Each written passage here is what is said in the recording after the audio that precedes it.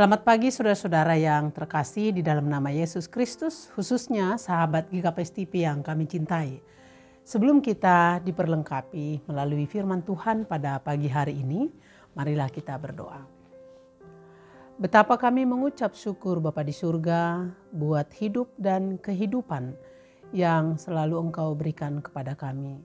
Terima kasih Tuhan, Engkau mencukupkan segala yang perlu bagi kami, khususnya untuk rohani kami pada pagi hari ini melalui firman-Mu. Sehingga perjalanan hidup kami dalam satu hari ini betul-betul menyenangkan Tuhan. Dan pada saat kami mendengarkan firman-Mu, biarlah Roh-Mu yang bekerja di dalam seluruh kehidupan kami. Amin. Firman Tuhan untuk kita pada pagi hari ini tertulis di dalam Yesaya 64 ayat 9. Demikian firman Tuhan.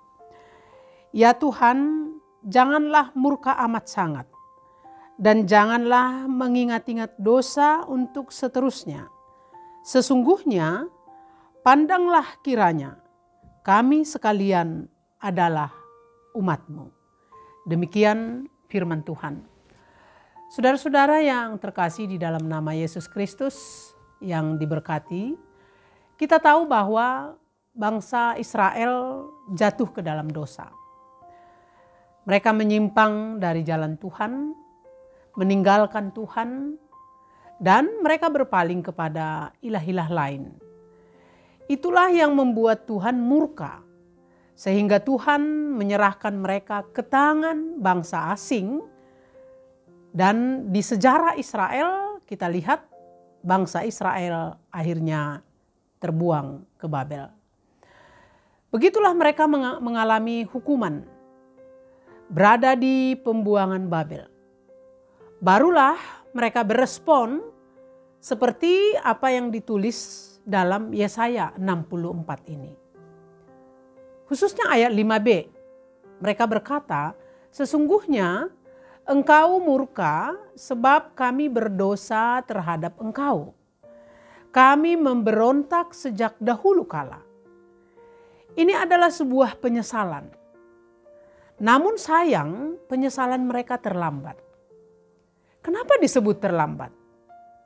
Mereka menyesal, mereka baru menyadari bahwa mereka berbuat dosa, memberontak kepada Tuhan setelah hukuman Tuhan dijalankan atas mereka. Juga di ayat 6 mereka berkata, demikianlah kami sekalian seperti seorang najis. Dan segala kesalehan kami seperti kain kotor.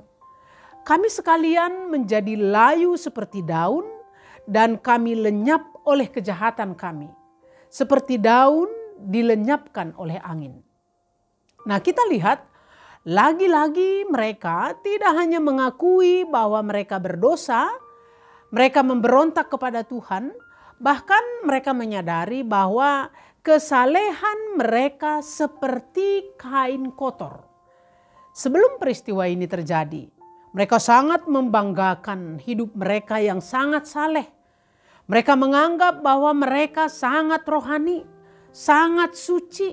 Padahal Tuhan berkata, mulut mereka berseru-seru kepada Tuhan, tetapi hati mereka menjauh dari Tuhan. Semuanya hanya kemunafikan belaka. Tapi sesudah mereka mengalami hukuman dari Tuhan, barulah mereka menyadari bahwa kesalehan mereka hanya seperti kain kotor yang tidak layak dipakai, yang seharusnya dibuang. Saudara-saudara, kemudian di ayat 8 mereka berkata lagi, tetapi sekarang ya Tuhan, Engkaulah Bapa kami, kamilah tanah liat. Dan Engkaulah yang membentuk kami. Dan kami sekalian adalah buatan tangan-Mu. Sebelumnya mereka keras hati, tegar tengkuk. Mereka susah dibentuk. Namun setelah semuanya terjadi, barulah mereka berkata, kami hanya seperti tanah liat. Dan Engkaulah yang membentuk kami. Engkaulah Bapa kami. Kemudian di nats kita pada pagi hari ini ayat 9. Ya Tuhan, janganlah murka-Mu amat sangat, Dan janganlah mengingat-ingat dosa untuk seterusnya. Sesungguhnya pandanglah, kiranya kami sekalian adalah umat-Mu. Mereka betul-betul merasa sangat takut ditinggalkan Tuhan. Mereka butuh Tuhan dan mereka mengaku bahwa mereka adalah umat Tuhan. Saudara-saudaraku, apa yang bisa kita pelajari dari kisah ini? Pertobatan mereka, kesadaran mereka bahwa mereka sudah jauh dari Tuhan dan berbuat dosa di hadapan Tuhan. Bahkan kerendahan hati mereka untuk mengakui bahwa kesalehan mereka hanya seperti kain kotor. Dan pengakuan mereka bahwa mereka hanyalah tanah liat. Bagaimanapun sebuah pertobatan harus kita hargai. Harus kita syukuri. Tapi satu hal yang disayangkan, kenapa sesudah dihajar dulu baru bertobat? Kenapa tidak dari dulu-dulunya? Hal seperti ini juga sering terjadi pada kita. Tuhan kita adalah Bapa yang baik, Bapa yang bijak. Ketika kita berbuat dosa, tidak serta-merta Tuhan memukul dan menghajar kita. Tuhan akan menegur kita dengan sangat halus. Tuhan mengingatkan kita dan memberi peringatan-peringatan seperti seorang bapa yang menasehati anaknya, memberi peringatan kepada anaknya. Ada kalanya ketika Tuhan menegur kita dengan halus, tidak kita hiraukan. Ketika Tuhan menegur dengan keras, kita menutup telinga kita. Kita menganggap kita yang benar. Barulah ketika Tuhan menghukum, mendisiplinkan, kita sadar betapa kita sudah jauh dari Tuhan. Kita bertobat dan Tuhan mengampuni kita. Pastilah lebih baik ketika Tuhan mengingatkan dan menegur kita, kita langsung bertobat dan merendahkan hati di hadapan Tuhan. Dan Tuhan pasti menyambut kita dengan penuh sukacita. Kiranya kita dapat melakukan firman Tuhan dan Tuhan memberkati kita. Amin, kita berdoa. Kembali kami datang ke hadapan-Mu Tuhan. Kami mengucapkan terima kasih tatkala kami melakukan dosa. Biarlah Tuhan yang menegur, mendisiplinkan kami. Dan kami siap untuk dibentuk oleh Tuhan. Ingatkan kami Tuhan dalam seluruh perjalanan hidup kami.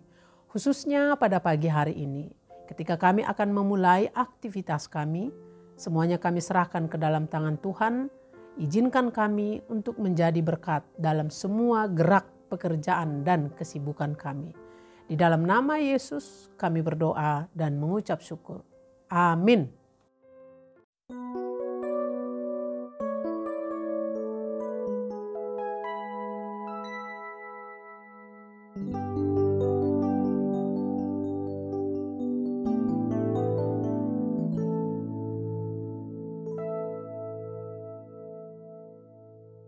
Ku datang ya Bapa dalam kerinduan, memandang keindahan-Mu.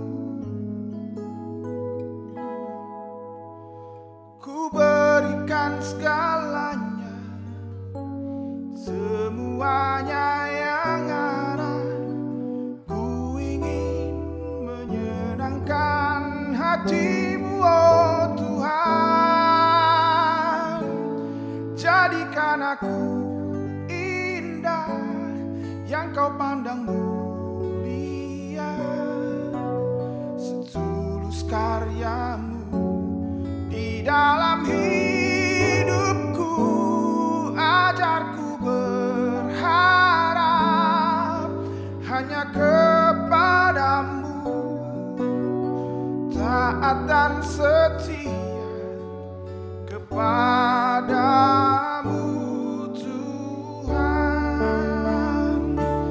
Jadikan aku indah yang Kau pandang mulia, setulus karya-Mu di dalam hidupku. Ajarku berharap hanya kepadamu, taat dan setia